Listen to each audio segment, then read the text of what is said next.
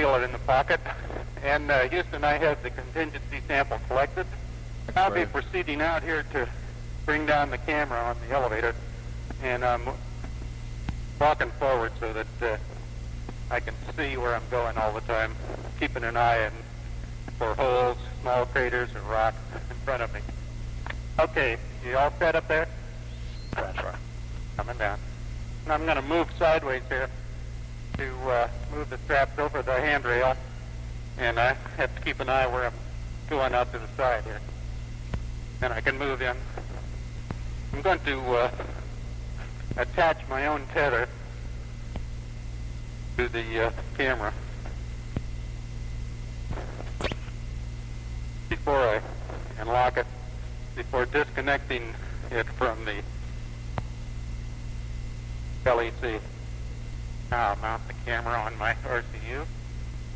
And LEC is stowed. I'm ready for you to come down. I'm going to get in a position at this point to photograph him coming down the ladder. Okay, and while he's preparing to come down, I'm going to take a couple pictures of the LEM, the descent engine, the foot pads, Mesa, and several pictures of the local area. Unfortunately, I've made several footprints over the area where I took the contingency sample, but I think I still pick out the spot where that was taken. In the process of coming down the ladder, I would be assessing the capability for re-ingress and evaluating just how difficult a task that might be. I've got it. How do you read me? Read you loud and clear. How do you read me? Loud and clear. At the base of the ladder, I'd be making an initial EVA familiarization, checking the reach down to the right and on up, comparing with what we've seen in simulations. Doing it initially while holding on, first with one hand and then with the other. And I'd be doing the same thing without bending on.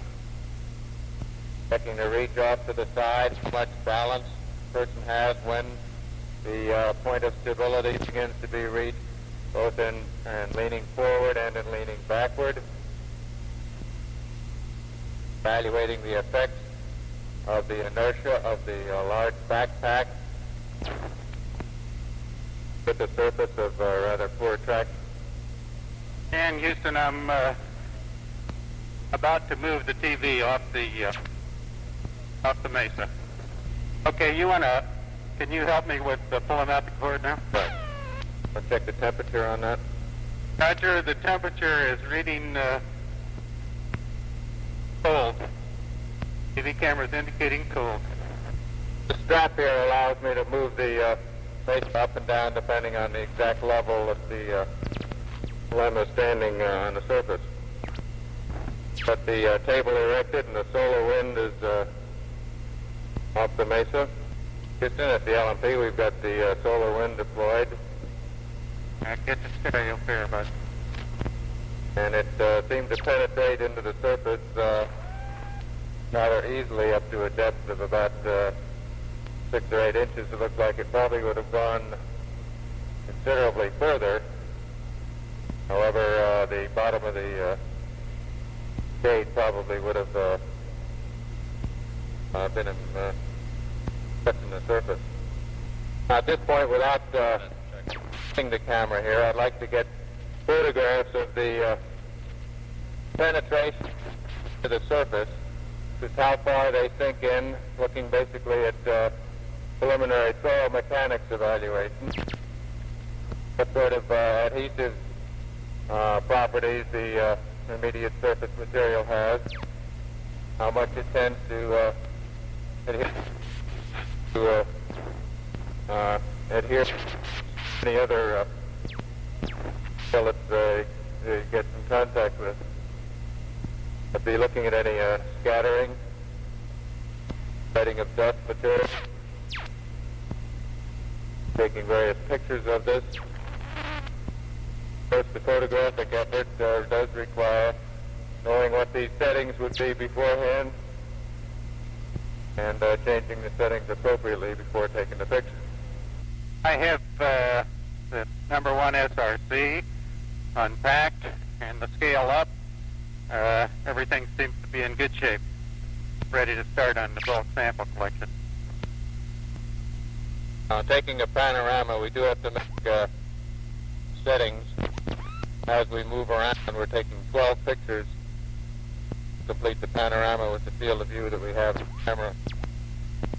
And as we make setting changes from directly down sun to cross sun, instead of making the setting changes, we have the option of skipping that particular photograph and going on to the next one and then coming back to take this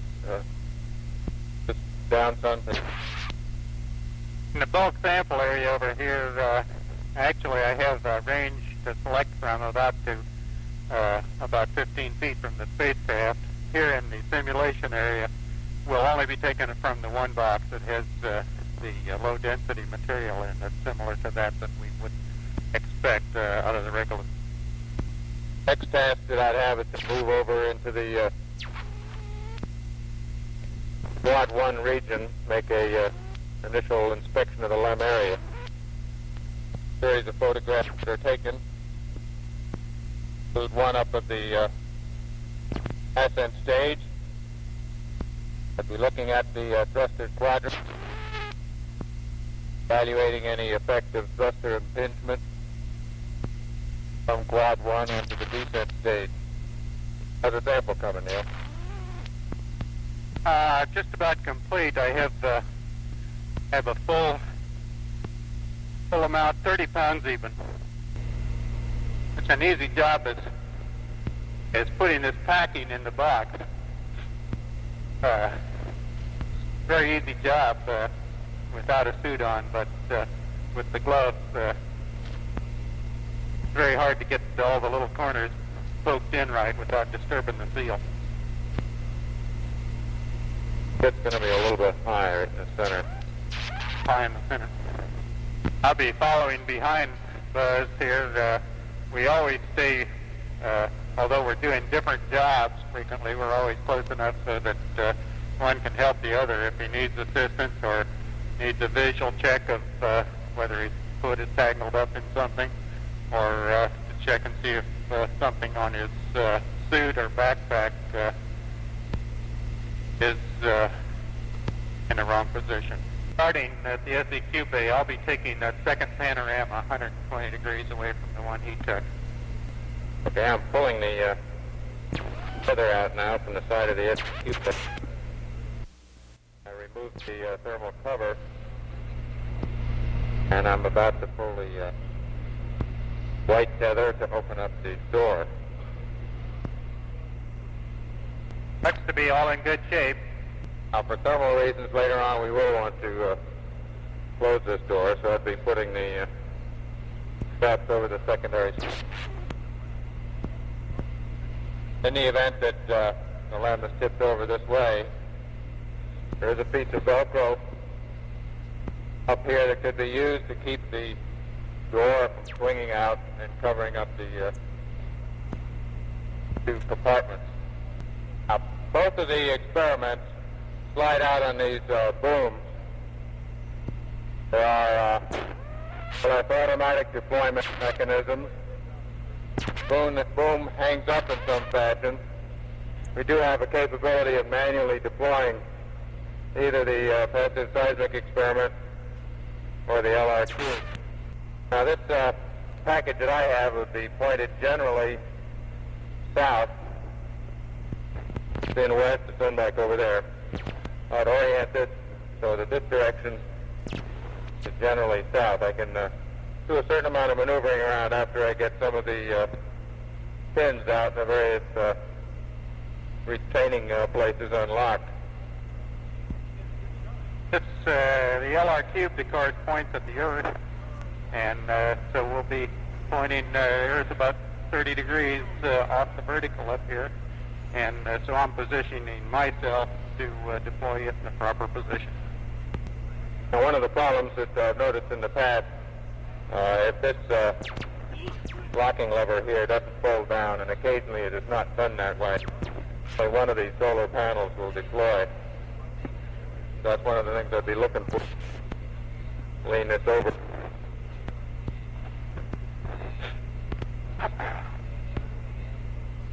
After having this experiment extended, I'm going to align the shadow of the little wire pole on the right to set up the azimuth, so it'll point at the earth.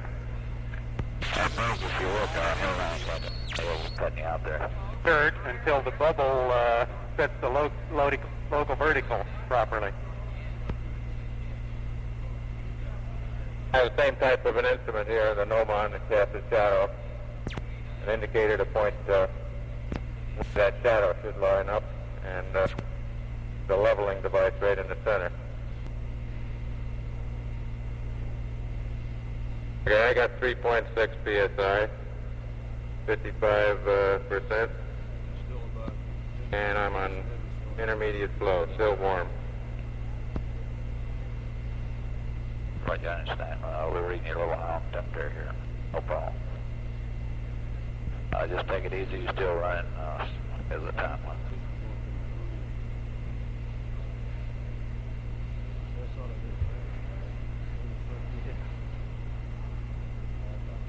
Little cliff in there, not quite long enough.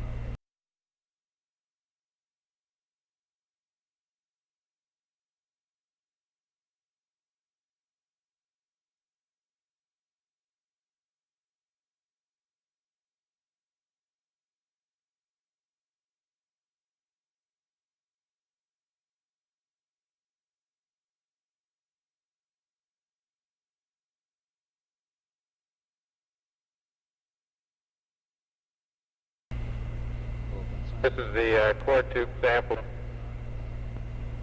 placed at the extension head. I take it out for reasonable, and then can be pushed in, then checking the source.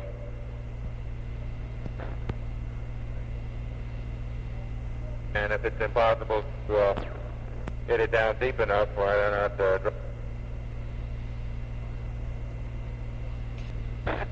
Now, hopefully, by this time, we had already decided where our documented sample area was going to be, both as a result of observation out the window before we even started the exercise, discussion with people from MSC, in addition, things we'd learned or observed prior to this point during the exercise. But for this afternoon, we'll assume that the area that we wanted to make our small traverse in is this area immediately in front of you here. All right, we'll assume that this general area would be the first one that we'd be interested in. We'd be putting the gnomon down, the local vertical. Neil would be taking a stereo pair, and I'd be the general area that this first sample is located in.